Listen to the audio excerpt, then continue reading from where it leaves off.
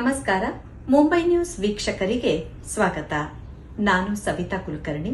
ಕಳೆದ 10 ವರ್ಷಗಳಿಂದ ಮುಂಬೈಯಲ್ಲಿ ಓದುಗರ ಮನಗೆದ್ದ ಛಾಯಾಕಿರಣ ಮಾಸಪತ್ರಿಕೆಗೆ ಈಗ ದಶಮಾನೋತ್ಸವದ ಸಂಭ್ರಮ. ಪತ್ರಿಕೆಯನ್ನು ಮುನ್ನಡೆಸುತ್ತಿರುವ ಮುಂಬಯಿಯ ಹಿರಿಯ ಪತ್ರಕರ್ತ ಪ್ರಕಾಶ್ ಕುಂಟಿಣಿ ಅವರ ಪರಿಶ್ರಮ, ಅವರ ಧರ್ಮಪತ್ನಿ ಜ್ಯೋತಿ ಪ್ರಕಾಶ್ ಕುಂಟಿಣಿ ಅವರ ಸಹಕಾರದಿಂದ ಪತ್ರಿಕೆ ನಿರಂತರವಾಗಿ ಪ್ರಕಟವಾಗುತ್ತಿದೆ. ಪತ್ರಿಕೆಯ ದಶಮಾನೋತ್ಸವ ಇದೇ ಏಪ್ರಿಲ್ 6ರಂದು ದಿನವಿಡೀ ವಿವಿಧ ಕಾರ್ಯಕ್ರಮಗಳೊಂದಿಗೆ ಅದ್ದೂರಿಯಾಗಿ ಜರುಗಲಿದೆ. ಈ ಸಂದರ್ಭದಲ್ಲಿ ಮುಂಬೈ ನ್ಯೂಸ್ನ ಪ್ರತಿನಿಧಿ ಧನಂಜಯ್ ಪೂಜಾರಿ ಅವರು ಪ್ರಕಾಶ್ ಅವರ ಕಿರು ಸಂದರ್ಶನ ನಡೆಸಿದರು. ಪ್ರಕಾಶ್ ಕುಂಟಿಣಿಯವರೇ ಮಹಾನಗರದ ಹೆಸರಾಂತ ಪತ್ರಕರ್ತರಾಗಿ ಛಾಯಾಕಿರಣ ಪತ್ರಿಕೆಯನ್ನು ಆರಂಭಿಸುವ ಯೋಚನೆ ಹೇಗೆ ಮೂಡಿತು ಹಾಗೂ ಪತ್ರಿಕೆಯ ಆರಂಭದ ದಿನಗಳ ಬಗ್ಗೆ, ಛಾಯಾಕಿರಣ ಪತ್ರಿಕೆಯ 10 ವರ್ಷಗಳ ಪಯಣದ ಅನುಭವದ ಬಗ್ಗೆ ತಿಳಿಸುವಿರಾ?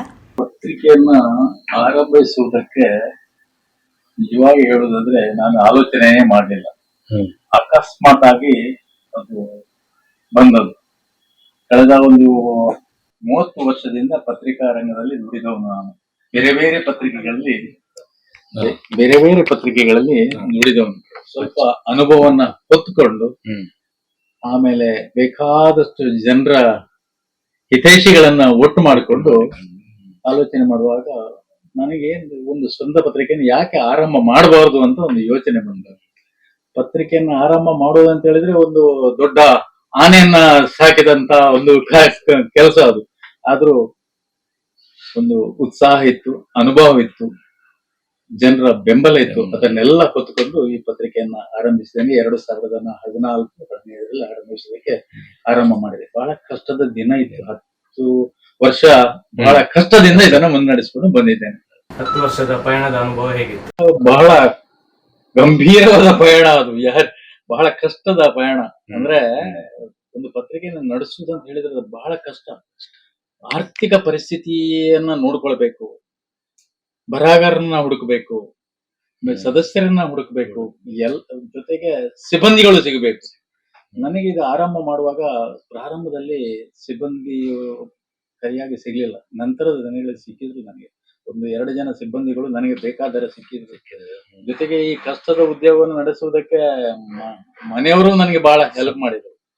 ಧರ್ಮಪತ್ನಿ ಆಗಿರ್ಲಿ, ಅವರ ಸಹೋದರಿ ಮತ್ತೊಬ್ಬರು ನಮ್ಮ ಸಹ ಸಂಪಾದಕಿ ಶಾಲಿನಿ ಆಗಿರ್ಲಿ, ಅಥವಾ ಆರ್ಥಿಕ ನೆರವಿನ ನಿಟ್ಟಿನಲ್ಲಿ ನನ್ನ ಪುತ್ರಿ ಶ್ರೇಯಾ ಶೆಟ್ಟಿ ಅವರು ಬಹಳಷ್ಟು ಸಹಕಾರ ನೀಡಿದ್ದಾರೆ, ಸಪೋರ್ಟ್ ನೀಡಿದ್ದಾರೆ. ಪತ್ರಿಕೆನ ನಡೆಸಿ ಅಂತ ಬೆಂಬಲ ನೀಡಿದವರು ನನ್ನ ಮನೆ ಮಂದಿಗಳು. ಯಾವತ್ತೂ ಅವರು ಹಣದ ಹಿಂದೆ ಹೋಗ್ಲಿಲ್ಲ. ಗುಡ್ವಿಲ್ ಕ್ರಿಯೇಟ್ ಮಾಡಿ ಅಂತ ಹೇಳ್ತಾ ಬಂದವರು. ಅದೇ ರೀತಿಯಲ್ಲಿ ಜನರು ಕೂಡ ನನಗೆ ಬಹಳ ಸಪೋರ್ಟ್ ಮಾಡಿ ನಡೆದುಕೊಂಡು ಬಂತು. 10 ವರ್ಷ, ಇನ್ನೂ ಒಂದು 5 ವರ್ಷ 6 ವರ್ಷ ನಡೆಸಬೇಕು. ನನಗೀಗ ಪ್ರಾಯ ಆಗ್ಲಿಲ್ಲ, ಇನ್ನೊಂದು 5 ವರ್ಷ ನಡೆಸಬೇಕು ನಾನು. ಚಂದಾದಾರರು ಮತ್ತು ಜಾಹೀರಾತುದಾರರು ಪತ್ರಿಕೆಯ ಪ್ರಗತಿಗೆ ಹೇಗೆ ಸ್ಪಂದಿಸಿರುವರು ಎಂಬ ಪ್ರಶ್ನೆಗೆ ಪ್ರಕಾಶ್ ಅವರ ಉತ್ತರ: ಜಾಹೀರಾತುದಾರರು ನಿಮಗೆ ಹೇಗೆ ಸ್ಪಂದಿಸಿದ್ದಾರೆ? ಪತ್ರಿಕೆಯನ್ನ ನಾನು ಆರಂಭ ಮಾಡುವಾಗ ಯಾವ ರೀತಿ ಇನ್ವೆಸ್ಟ್ ಮಾಡಬೇಕು, ಹಣ ಎಲ್ಲಿಂದ ತರಬೇಕು, ನಿಜವಾಗಿ ಹೇಳಿದ್ರೆ ನಾನು 15,000 ರೂಪಾಯಿದಲ್ಲಿ ಈ ಪತ್ರಿಕೆಯನ್ನು ಆರಂಭ ಮಾಡಿದೆ. ಕೇವಲ 15,000 ರೂಪಾಯಿ ನನ್ನಲ್ಲಿ ಇತ್ತು. ಪ್ರಿಂಟರ್ಗೆ ಕೊಡ್ಲಿಕ್ಕೆ 40,000 ಇತ್ತು ಆ ಟೈಮ್ 2014ರಲ್ಲಿ. ನಾನು ಏನ್ ಆಲೋಚನೆ ಮಾಡಿದೆ, ನನ್ನಲ್ಲೂ ಹಣ ಇಲ್ಲ. ಆಲೋಚನೆ ಮಾಡಿದೆ ಯಾವ ರೀತಿ ನಡೆಸುದು ಅಂತ ಹೇಳಿದ್ರೆ, ಆಮೇಲೆ ಚಂದಾದಾರನ ಹುಡುಕುವ ಅಂತ ಹೇಳಿದ್ರು. ಚಂದಾದಾರ ಕೊಟ್ಟರೆ ವರ್ಷಕ್ಕೆ 1,000 ಕೊಡಬಹುದು. ಆ ಹಣದಲ್ಲಿ ನಮಗೆ ಪತ್ರಿಕೆನ ವರ್ಷಕ್ಕೆ 1 ಲಕ್ಷ, ತಿಂಗಳಿಗೆ 1 ಲಕ್ಷ ರೂಪಾಯಿ ಖರ್ಚಿತ್ತು ಅವಾಗ. ಹೇಗೆ ಮಾಡೋದು? ನಾನು ಆಲೋಚನೆ ಮಾಡಿದ್ರೆ ಈ ಪತ್ರಿಕೆ 10 ವರ್ಷದ ಚಂದವನ್ನು ಮೊದಲೇ ತಗೊಳ್ಳುವ. ಅವಾಗ 10 ವರ್ಷದ ಚಂದ ಶುಲ್ಕವನ್ನ ತಗೊಳ್ಳುವಾಗ ಕೆಲವರಂತೂ ಹೇಳಿದ್ರು, ಪ್ರಕಾಶ್ ಒಂದು ಸುಳ್ಳಿನ ಕೆಲವರೆಲ್ಲ ಸದಸ್ಯರಲ್ಲಿ ಹೇಳಿದ್ರು, ಪ್ರಕಾಶ್ ನಾ ಮಸ್ತ್ ಜನ ಪತ್ರಿಕೆ ಮಲ್ತು ಹೋಗ್ತೀರಿ, ಪೂರ ಬಂದು ಮಲ್ತು ಹೋಗ್ತೀರಿ, 10 ವರ್ಷ ಮತ್ತೊಂದು ಹೋಗ್ತಾರೆ ಅಂತ ಹೇಳಿದ್ರು. ನನಗೂ ಆ ಮಾತು ಇವತ್ತು ನನಗೆ ಚುಚ್ತಾ ಇದೆ. ನಾನು 10 ವರ್ಷ ಮಾಡಿಯೇ ಶುದ್ಧ. ಅವರಿಗೆ ಆ ಪತ್ರಿಕೆನ ನಾನು ಒಳ್ಳೆ ಕ್ವಾಲಿಟಿಯನ್ನ, ಗುಣಮಟ್ಟ ಇನ್ನೂ 2014ರಲ್ಲಿ ಯಾವ ರೀತಿ ಗುಣಮಟ್ಟ ಇತ್ತ ಅದೇ ಗುಣಮಟ್ಟ ಇಂದಿಗೂ ಇದೆ. 8 ಪೇಜಿನಲ್ಲಿ ಆರಂಭವಾದ ಪತ್ರಿಕೆ ಇವತ್ತು 32 ಪೇಜ್ ಬಂದು ನಿಂತಿದೆ. ಕೊರೋನಾ ನಂತರ ಸ್ವಲ್ಪ ಸಮಸ್ಯೆ ಆಯ್ತು. ಆಮೇಲೆ ಪುನಃ ನಾನು 28 ಪುಟಕ್ಕೆ ಬಂದು ನಿಂತಿದ್ದೇನೆ. 28 ಪುಟದಲ್ಲಿ ಪತ್ರಿಕೆ ನಡೀತಾ ಇದೆ. ಚಂದಾದಾರರು ನನಗೆ ಇವಾಗಲೂ ಚಂದಾದಾರ ಕೊಡ್ಲಿಕ್ಕೆ ತಯಾರಿದ್ದಾರೆ. ಆದ್ರೆ ನಾನು 2 ವರ್ಷದಿಂದ ಯಾವ ಸದಸ್ಯತ್ವವನ್ನು ಮಾಡ್ಲಿಲ್ಲ. ಆಲ್ರೆಡಿ ನಾನು ಮಾಡಿಟ್ಟದ್ದೇ ಮೊದಲೇ ಇದೆ. ಅವರಿಗೆ ಮಾತ್ರ ಪತ್ರಿಕೆ ಹೋಗುತ್ತೆ, ಮತ್ತೆ ಆನ್ಲೈನ್ ಪತ್ರಿಕೆ ಹೋಗ್ತಾ ಇದೆ. ಎಲ್ಲ ಅವರಿಗೆ ಬೇಕಾದಷ್ಟು ಸವಲತ್ತನ್ನು ಕೊಟ್ಟಿದ್ದೇನೆ. ಅಂದ್ರೆ 10 ವರ್ಷದ ಪತ್ರಿಕೆ ಅವರಿಗೆ ಕೊಟ್ಟಿದ್ದೇನೆ.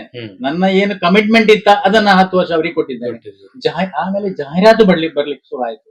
ಜಾಹೀರಾತಿನಿಂದಾಗಿ ಪತ್ರಿಕೆ ನಡೆಸಲಿಕ್ಕೆ ಸುಲಭ ಆಯ್ತು. ಒಳ್ಳೆ ರೆಸ್ಪಾನ್ಸಿಬಿಲಿಟಿ ಇದೆ, ಕ್ವಾಲಿಟಿ ಇದೆ, ಗುಡ್ ವಿಲ್ ಇದೆ. ಎಲ್ಲ ಸದಸ್ಯರ ಆಶೀರ್ವಾದ ನೆರಳು ನನ್ನ ಮೇಲೆ ಇದೆ, ಮತ್ತೆ ಎಲ್ಲರ ಪ್ರೋತ್ಸಾಹ ಇದೆ, ಮನೆ ಮಂದಿಗಳ ಪ್ರೋತ್ಸಾಹ ಇದೆ. ಆದ್ರಿಂದ ಬದುಕುಳಿದ್ದೇನೆ. ಈ ಸಂಸ್ಥೆಗೆ ಒಂದು ಕಚೇರಿ ಆಗ್ಬೇಕು. ನನಗೆ ಕಚೇರಿ ಮಾಡುವ ಸಾಮರ್ಥ್ಯ ನನ್ನದೇ ಎಲ್ಲಿ ಇದೆ. ಈ ಪತ್ರಿಕೆಯನ್ನು ನಡೆಸ್ಕೊಂಡು ನಾವು 40 ಲಕ್ಷ 50 ಲಕ್ಷ ಕಚೇರಿ ಮಾಡ್ಲಿಕ್ಕೆ ಸಾಧ್ಯ ಇಲ್ಲ. ಈ ಪತ್ರಿಕೆಗೆ ಕಚೇರಿಯನ್ನು ಒದಗಿಸಿಕೊಟ್ಟವಳು ನನ್ನ ಪುತ್ರಿ ಶ್ರೇಯಾ ಕುಂಡಿ. ಅವಳು CA ಚಾರ್ಟರ್ಡ್ ಅಕೌಂಟೆಂಟ್. ಅವಳ ಗಂಡ ಡಾಕ್ಟರ್ ಸ್ಪೆಷಲಿಸ್ಟ್. ಹಾಗೆ ಅವರ ಸಹಕಾರದಿಂದ ಪತ್ರಿಕೆಯನ್ನು ಅವಳಿಗೂ ನಾನು ಕನ್ನಡ ಕಲಿಸಿದ್ದೇನೆ. ಪ್ರಾರಂಭದಲ್ಲಿ ನಾನು ಯೂನಿವರ್ಸಿಟಿಗೆ ಕಳಿಸಿ ಅವರಿಗೆ ಸರ್ಟಿಫಿಕೇಟ್ ಕನ್ನಡ ಕೋರ್ಸ್ ಮಾಡಿಸ್ಕೊಂಡಿದ್ದೇನೆ. ನಮ್ಗೆ ಅಷ್ಟು ಎಲ್ಲ ಇಡೀ ಫ್ಯಾಮಿಲಿಗೆ ಕನ್ನಡ ಅಂದ್ರೆ ಅಷ್ಟು ಪ್ರೀತಿ. ಇದನ್ನು ಉಳಿಸ್ಬೇಕು ಅಂತ ಒಂದು ಉದ್ದೇಶ ಇದೆ. ಇಬ್ಬರನ್ನ ನೆನಪು ಮಾಡ್ಕೊಳ್ಬೇಕು. ಯಾಕಂತ ಹೇಳಿದ್ರೆ ನಾನು ಪತ್ರಿಕೆಯ ರಂಗಕ್ಕೆ ಬರ್ಲಿಕ್ಕೆ ಕಾರಣ ಮನಸ್ಪಂದನ ಪತ್ರಿಕೆ. ಮನಸ್ಪಂದನ ಪತ್ರಿಕೆ ಯಾರ್ದು ಅಂತ ಕೇಳಿದ್ರೆ ನಿಮಗೂ ಗೊತ್ತಿರ್ಲಿಕ್ಕಿಲ್ಲ. ಮನಸ್ಪಂದನ ಪತ್ರಿಕೆ ನಿಮ್ಮ ಮುಂಬೈ ನ್ಯೂಸ್ ಚಾನೆಲ್ ನ ನಿರ್ದೇಶಕರಾದಂತ ಕುಮಾರ್ ಬಂಗ್ಯಾರ್ ಅವರ ಪತ್ರಿಕೆ.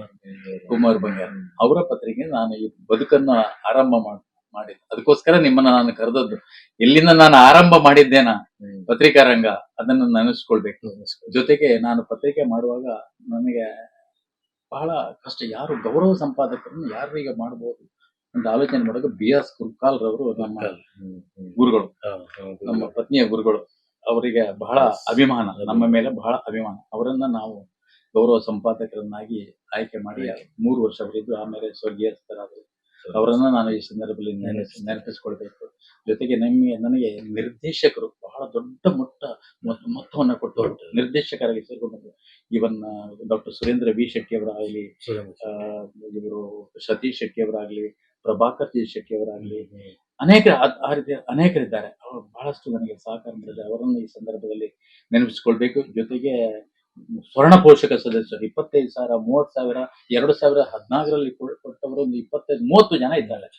ಅವರಿಗೆ ನಾನು ಹೆಸರು ಹೇಳಿಕ್ಕೆ ಹೋದಿಲ್ಲ. ಅವರನ್ನು ನಾನು ಈ ಸಂದರ್ಭದಲ್ಲಿ ಅವ್ರನ್ನ ಕೃತಜ್ಞತೆ ಹೇಳಬೇಕು. ಜೊತೆಗೆ ನಮ್ಮ ಜೊತೆ ಮತ್ತೊಬ್ರು ಪ್ರವರ್ತಕರು ಜಯರಾಮ್ ಶೆಟ್ಟಿ ಅವರು, ಜಯರಾಮ್ ಎನ್ ಶೆಟ್ಟಿ ಅವರು ಬಹಳ ನನಗೆ ಸಹಕಾರ ಮಾಡಿದವರು. ಮೊದಲಿಗೂ ಸಹಕಾರ ಮಾಡ್ಕೊಂಡು ಬಂದವರು, ಇವಾಗ್ಲೂ ಅವರು ನನಗೆ ಸಹಕಾರ ಮಾಡ್ತಾ ಬರ್ತಾ ಇದ್ದಾರೆ. ಜಯರಾಮ್ ಶೆಟ್ಟಿ ಅವರಾಗ್ಲಿ, ವಿವೇಕ್ ಶೆಟ್ಟಿ ಅವರಾಗ್ಲಿ, ಪ್ರವೀಣ್ ಬೋಸ್ ಶೆಟ್ಟಿ ಅವರಾಗ್ಲಿ, ಕಡಂದಲ್ಲಿ ಸುರೇಶ್ ಭಂಡಾರಿ ಅವರಾಗ್ಲಿ, ಡಾಕ್ಟರ್ ಸುಧಾಕರ್ ಜಿ ಶೆಟ್ಟಿ ಅವರಾಗ್ಲಿ, ಸಿದ್ದಕಟ್ಟೆ ರಮೇಶ್ ಶೆಟ್ಟಿ ಅವರಾಗ್ಲಿ, ಸತೀಶ್ ಶೆಟ್ಟಿ ಇವರನ್ನೆಲ್ಲ ಹೇಳಿದ್ದೇನೆ. ಇವರಿಗೆಲ್ಲ ನಾನು ಈ ಸಂದರ್ಭದಲ್ಲಿ ವಿಶೇಷವಾದ ಕೃತಜ್ಞತೆಯನ್ನ ಹೇಳಬೇಕು.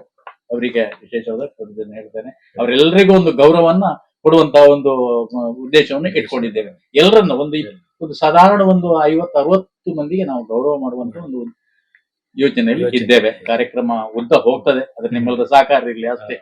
ಪತ್ರಿಕೆಗೆ ಆರಂಭದ ದಿನದಿಂದ ಇಂದಿನ ತನಕ ಪೂರ್ಣ ಸಹಕಾರ ನೀಡುತ್ತಿರುವ ಜ್ಯೋತಿ ಪ್ರಕಾಶ್ ಕುಂಠಿಣಿ ಅವರನ್ನು ಛಾಯಾಕಿರಣದ ಆರಂಭದಿಂದ ಈ 10ರ ಸಂಭ್ರಮದ ಯಶಸ್ಸಿನ ಹಿಂದೆ ಅವರ ಸಹಕಾರ, ಅಂತೆಯೇ ನಿರ್ವಹಣೆ, ಜವಾಬ್ದಾರಿ ಬಗ್ಗೆ, ಅವರ ಅನುಭವದ ಬಗ್ಗೆ ವಿಚಾರಿಸಿದಾಗ, ಈ ಪೇಪರ್ ಪ್ರಾರಂಭ ಆಗಿ 10 ವರ್ಷ ಆಯ್ತು.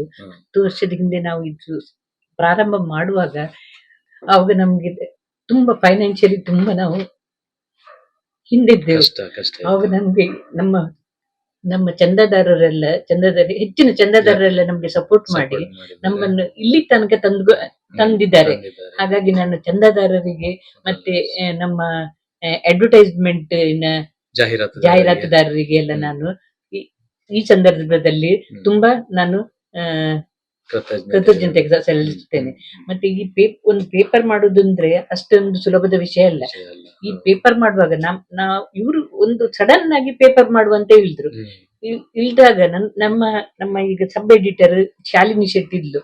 ಅವಳು ಇವ್ರ ಹತ್ರ ಒಂದು ಕ್ವಶನ್ ಮಾಡಿದ್ಲು, ಇದು ನೀವೀಗ ಪೇಪರ್ ಸ್ಟಾರ್ಟ್ ಮಾಡಿದ್ರಿ, ಒಂದು ಇದ್ರಲ್ಲಿ ಸ್ಟಾರ್ಟ್ ಮಾಡಿದ್ರಿ, ಅದು ನಿಮ್ಮ ಹತ್ರ ಇಷ್ಟು ಇದು ಉಂಟಾ ಎಂತ ಬ್ಯಾಕ್ ಸಪೋರ್ಟ್ ಉಂಟಾ, ಮತ್ತೆ ಮೆಟೀರಿಯಲ್ ಎಲ್ಲ ಬೇಕಲ್ಲ ಅದಕ್ಕೆ, ಲೇಖನ ಅದು ಇದೆಲ್ಲ. ಒಂದು ಪೇಪರ್ ಮಾಡುದಂದ್ರೆ ಖಾಲಿ ಹಣದ್ದೇ ಅವಶ್ಯಕತೆ ಅಲ್ಲ, ಲೇಖಕರು ಬೇಕು, ಲೇಖನ ಎಲ್ಲ ಬೇಕು. ಕಮ್ಮಿ ಅಂದ್ರೆ ಒಂದು 6 ತಿಂಗಳದ್ದು ನಮ್ಮ ಹತ್ರ ಸ್ಟಾಕ್ ಬೇಕು ಲೇಖನ ಎಲ್ಲ. ಅದೆಲ್ಲ ಉಂಟಂತ ಇವ್ರ ಹತ್ರ ಕೇಳಿದಾಗ ಇವ್ರು ಹೇಳಿದ್ರು, ಇಲ್ಲ ಅದೆಲ್ಲ ಆಲೋಚನೆ ಮಾಡ್ಲಿಲ್ಲ ನಾನು ಅಂತ ಹೇಳಿದ್ರು ಇವರು. ತಿಂಗಳು ಮಾತ್ರ ಎಲ್ರು ಲೇಖಕರು ಮಾತ್ರ ನಮ್ಗೆ ಒಳ್ಳೊಳ್ಳೆ ಲೇಖನ ಕೊಟ್ಟು ನಮ್ಮ ಪೇಪರ್ ಅನ್ನು ತುಂಬಾ ಮುಂದೆ ತಂದಿದ್ದಾರೆ. ಲೇಖಕರಿಗೂ ನಾನು ಕೃತಜ್ಞತೆ ಸಲ್ಲಿಸುತ್ತಿದ್ದೇನೆ. ಹೆಚ್ಚಿನ ನಮ್ಮ ಲೇಖಕರೆಲ್ಲ ಒಳ್ಳೊಳ್ಳೆ ನಮ್ಮ ಇದರಲ್ಲಿ ಛಾಯಾಕಿರಣ ಪೇಪರ್ ಅಲ್ಲಿ ಒಳ್ಳೊಳ್ಳೆ ಲೇಖನ ಬರ್ತದೆ. ಎಲ್ಲ ಲೇಖಕರದ್ದು ಲೇಖನ ಒಂದರಿಂದ ಒಂದು ಒಳ್ಳೆ ಲೇಖನನೇ ಉಂಟು. ಹಾಗೆ ಮತ್ತೆ ನಾವು ಈ ಪೇಪರ್ ಸ್ಟಾರ್ಟ್ ಮಾಡುವಾಗ ಚಂದದಾರರು ಇದ್ರು, ಆದ್ರೆ ಮತ್ತೆ ಅದ್ರಲ್ಲೂ ನಮ್ಗೆ ಇದನ್ನು ಮಾಡ್ಲಿಕ್ಕೆ ಯಾವ್ದು ಮುಂದುವರ್ಸ್ಲಿಕ್ಕೆ ನಮ್ಗೆ ಸ್ವಲ್ಪ ಕಷ್ಟನೇ ಆಗ್ತಿತ್ತು. ಅವಾಗ ನಮ್ಗೆ ಇದು ಕರ್ನಾಟಕ ಮಲದ ಇವರು ರವಿ ಅಂಚನ್ ಇವ್ರಿಗೆ ಒಂದು ಸಲಹೆ ಕೊಟ್ರು, ನೀವು ಖಾಲಿ ಚಂದದಾರರಲ್ಲೇ ಹಿಡಿದ್ರೆ ಆಗುದಿಲ್ಲ, ನಿಮ್ಮ ಪೇಪರ್ ಮುಂದುವರಿಸಲಿಕ್ಕೆ ಸಾಧ್ಯ ಇಲ್ಲ, ನೀವು ಜಾಹೀರಾತು ತಗೊಳ್ಳಿ ಅಂತ ಅದೊಂದು ಅವರ ಸಲಹೆ ಉಂಟು. ಯಾರು ರವಿ ಅಂಚನ್ ಅವರು. ಹಾಗಾಗಿ ನಾನು ರವಿ ಅಂಚನ್ ಅವರ ಆ ಸಲಹೆ ನಮ್ಗೆ ಒಳ್ಳೆ ವರ್ಕೌಟ್ ಮಾಡಿತ್ತು. ನಮ್ಮ ಪೇಪರ್ ಮುಂದುವರಿಲಿಕ್ಕೆ ತುಂಬಾ ಒಳ್ಳೇದು ಒಂದು ನಮ್ಗೆ ಒಳ್ಳೆ ಸಲಹೆ ಅವರದ್ದು ಸಿಕ್ಕಿತಂತ ನಾನು ಹೇಳ್ತೇನೆ. ಹಾಗೆ ರವಿ ಅಂಚನ್ ಅವರಿಗೂ ನಾನು ಕೃತಜ್ಞತೆ ಸಲ್ಲಿಸ್ತೇನೆ. ಹಾಗೆ ನಿಮ್ಮ ಸಹಕಾರ ಹೇಗೆ? ನನ್ನ ಸಹಕಾರ ಅಂದ್ರೆ ಇದು ಪೇಪರ್ ಎಲ್ಲ ಇದಾಗ್ತದಲ್ಲ, ಎಂತ ಲೇಖನ ಅದು ಇದು ಎಲ್ಲ ಬರ್ತದೆ, ಜಾಹೀರಾತು ಎಲ್ಲ ಬರ್ತದೆ. ಅದ್ರಲ್ಲಿ ನಮ್ಮ ಕಂಪೋಸಿಟರ್ ಡಿಟಿಪಿ ಆಪರೇಟರ್ ಎಲ್ಲ ಅಶೋಕ್ ಮಾಡಿ ಕಳಿಸ್ತಾರೆ. ಕಳ್ಸಿದ್ರೆ ಅದ್ರಲ್ಲಿ ಮಿಸ್ಟೇಕ್ ತುಂಬಾ ಇರ್ತದೆ. ಹಾಗಾಗಿ ಪ್ರೂಫ್ ರೀಡಿಂಗ್ ನ ಕೆಲಸ ನಾನು ಮಾಡ್ತಿದ್ದೆ. Proof reading, first proof reading, second proof reading, third proof reading ಅಂತ ಮೂರ್ ಸರ್ತಿ ನಾವು ಪ್ರೂಫ್ ರೀಡಿಂಗ್ ಮಾಡಿ ಆಮೇಲೆ ಅದನ್ನು ನಾವು ಪ್ರಿಂಟಿಂಗ್ ಕಳಿಸ್ತಿದ್ದೆವು. ಹಾಗೆ ಈ ಪತ್ರಿಕೆಗೋಸ್ಕರ ಇವ್ರ ಮಾತ್ರ ಅಂದ್ರೆ ತುಂಬಾನೇ ಈ ಪತ್ರಿಕೆಗೋಸ್ಕರ ಇವ್ರು ದುಡ್ಡಿದ್ದಾರೆ. ಈ 10ನೇ ಸಂಭ್ರಮದಲ್ಲಂತೂ ಅವ್ರು ಮನೆಗೆ ಬರುವ ಟೈಮೇ ಇಲ್ಲ. ಮನೆಯಿಂದ ಬೆಳಿಗ್ಗೆ ಹೋದ್ರೆ ರಾತ್ರಿ 1 ಗಂಟೆ ತನಕ ಇಲ್ಲಿ ಆಫೀಸಲ್ಲಿ. ಅಂದ್ರೆ ತುಂಬಾ ಈ ಸಂದರ್ಭದಲ್ಲಿ ಅವರೊಂದು 3 ತಿಂಗಳಲ್ಲಿ ಮಾಡಿದ ಕೆಲಸ ಉಂಟಲ್ಲ, 10 ವರ್ಷ 10ನೇ ಸಂಭ್ರಮಕ್ಕೆ ಅವರು ಒಂದು ದುಡ್ದದಂದ್ರೆ ಅದು ಹೇಳುವಂತದ್ದೇ ಅಲ್ಲ. ಅದಕ್ಕೆ ಸರಿಯಾಗಿ ಅವರಿಗೆ ಜಾಹೀರಾತುದಾರರು ಕೂಡ ತುಂಬಾ ಸಹಕಾರ ಕೊಟ್ಟಿದ್ದಾರೆ. ಯಾರು ಇವ್ರು ಕೇಳಿದಲ್ಲಿ ಯಾರು ಎಂತ ಪ್ರಕಾಶ್ ಅಣ್ಣ ಎಂತ ಕೇಳ್ತಾ ಇದ್ದೀರಿ ಅಂತಲೂ ಒಬ್ರತ್ರ ಏನೂ ಮಾತು ಬರ್ಲಿಲ್ಲ. ಕೇಳಿದವರೆಲ್ಲ ಆಯ್ತು ಪ್ರಕಾಶ್ ಅಣ್ಣ ಮಾಡಿದೀವಿ, ಮುಂದೋಗಿ ಅಂತ ಹೇಳಿದ್ರು. ಅದೊಂದು ಜಾಹೀರಾತುದಾರರದ್ದು ಅದೊಂದು ನಮ್ಗೆ ದೊಡ್ಡ ಸಹಕಾರ ಈ ಒಂದು ಪ್ರೋಗ್ರಾಮ್ ಮಾಡ್ಲಿಕ್ಕೆ. ಈ ದಶಮಾನೋತ್ಸವದ ಸಂಭ್ರಮಕ್ಕೆ ಎಲ್ರೂ ಸಹಕಾರ ನೀಡಿದವರಿಗೆಲ್ಲ ನಾನು ಕೃತಜ್ಞತೆ ಸಲ್ಲಿಸ್ತೇನೆ. ಮತ್ತೆ ಈ ಪ್ರೋಗ್ರಾಮ್ ಅನ್ನು ಚಂದ ಮಾಡಿ ಕೊಡ್ಬೇಕಂತ ಎಲ್ಲರ ಹತ್ರ ನಾನು ಹೇಳಿಕೆ ನನ್ನ ವಿನಂತಿ. ಮಗಳು ಶ್ರೇಯಾ ತಂದೆಯ ಸಾಧನೆಯ ಬಗ್ಗೆ ಹೆಮ್ಮೆಯ ನುಡಿಗಳನ್ನಾಡಿದರು. ಸಾಧನೆಯ ಬಗ್ಗೆ 2 ಪಾತ್ರ. Thank you. ನನಗೆ ಕನ್ನಡ ಬರುತ್ತಿಲ್ಲ, ತುಳುಟು ಬರ್ತಿರುವೆ ನಾನು. ಡ್ಯಾಡಿನ ಲೈಕ್ ಜರ್ನೀಸ್ ಮಸ್ತ್ ಇನ್ಸ್ಪೈರಿಂಗ್ ಉಂಡು. ಯಾಪ ಡ್ಯಾಡಿ ಸ್ಟಾರ್ಟ್ ಮಲ್ದಿತ್ತೇರಿ CA ಆದಿತ್ತೇನೆ ಡ್ಯಾಡಿಡ ಬಂದಿತ್ತ. ನನ್ನ ರಿಟೈರ್ ಆಲಿ ನನ್ನ ಮಲ್ಪುನ ಆಗತ್ತೈತಿ. ಅಂದ್ರೆ ಡ್ಯಾಡಿ ಡೆಡಿಕೇಟೆಡ್ಲಿ ಪಂಡರಿ ಜಿಜಿ ರಿಟೈರ್ಡ್ ಆಲೇಜಿ ಯಾನಿತ್ತೆಲ್ಲ ಮಲ್ಪುನ್ ಅವು ಮಸ್ತ್ ಇನ್ಸ್ಪಿರೇಷನ್ ಉಂಡು. ಬೊಕ್ಕ ಬೇಸಿಕಲಿ ಯಾನ್ ಮಸ್ತ್ ಇಂಟ್ರೋವರ್ಟ್ ಪರ್ಸನ್, ಎಂಕ್ ಮಿಂಗಲ್ ಆಪಿನಾತ್ ಖುಷಿ ಅತ್ತು. ಬಟ್ ಡ್ಯಾಡಿನ ಇಂಚ ಜರ್ನಿ ಅರೆನ್ ತೂದೋ ಮೋಟಿವೇಶನ್ ಅಟ್ಲೀಸ್ಟ್ ಮಸ್ತ್ ಅತ್ತು. ಅಟ್ಲೀಸ್ಟ್ 20% ಡ್ಯಾಡಿನ ಕ್ವಾಲಿಟಿ ಬರ್ತದ.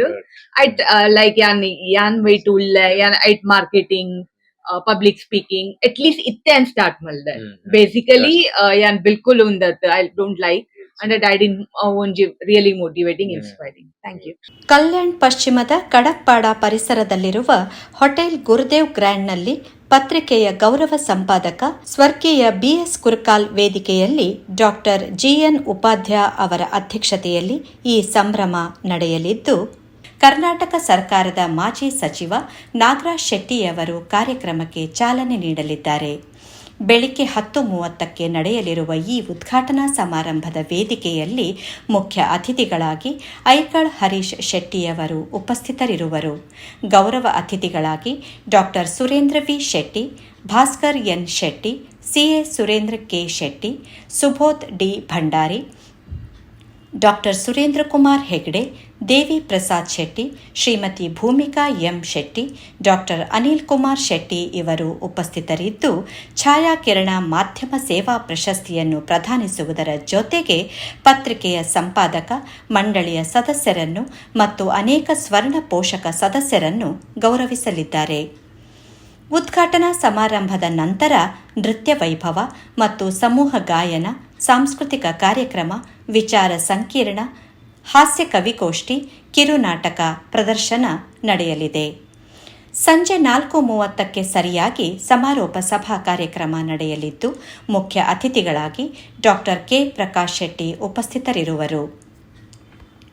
ಗೌರವ ಅತಿಥಿಯಾಗಿ ಶಾಸಕ ಗುರ್ಮೆ ಸುರೇಶ್ ಶೆಟ್ಟಿ ಮತ್ತು ಗೌರವ ಅತಿಥಿಗಳಾಗಿ B. Vivek Shetty, Praveen Bhoja Shetty, Prabhakar J. Shetty, doctor R. K. Shetty, Manorama N. B. Shetty, Rajesh B. Shetty, Satish N. Shetty, L. V. Amin, Nityananda Hegde, Shivara Nadibettu ಇವರು ವೇದಿಕೆಯಲ್ಲಿ ಉಪಸ್ಥಿತರಿದ್ದು, ಛಾಯಾಕಿರಣ ಸಾಹಿತ್ಯ ಸೇವಾ ಪ್ರಶಸ್ತಿಯನ್ನು ಪ್ರದಾನಿಸುವುದರ ಜೊತೆಗೆ ಪತ್ರಿಕೆಯ ನಿರ್ದೇಶಕರು, ಪ್ರವರ್ತಕರು, ಸ್ವರ್ಣ ಪೋಷಕ ಸದಸ್ಯರನೇಕರನ್ನು ಗೌರವಿಸಲಿದ್ದಾರೆ.